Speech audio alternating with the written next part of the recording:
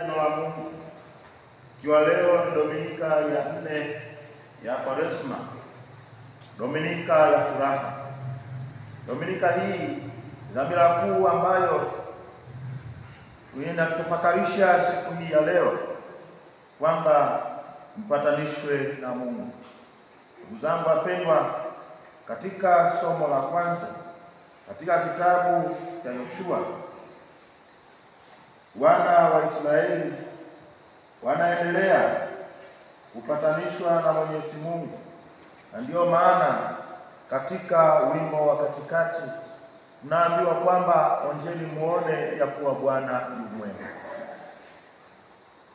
Ni mara baada ya mahangaiko mengi wana wa Israeli wanapata faraja, na ndiyo maana wanaendelea kumtukuza Mwenyezi Mungu katika maisha yao.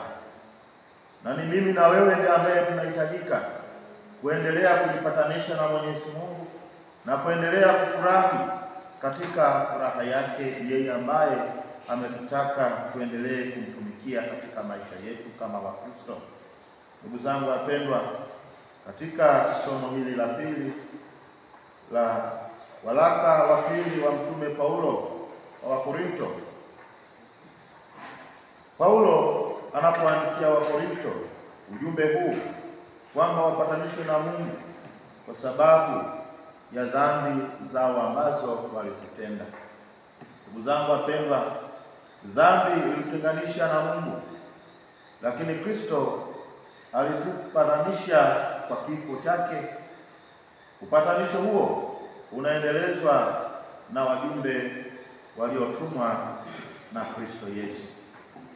Ndugu zangu wapendwa, tunapoambiwa kwamba tupatanishwe na Mwenyezi Mungu, tunaambiwa kwamba katika maisha yetu tuondoke katika maisha ya dhambi, bali tukae katika faraja yake Yesu Kristo.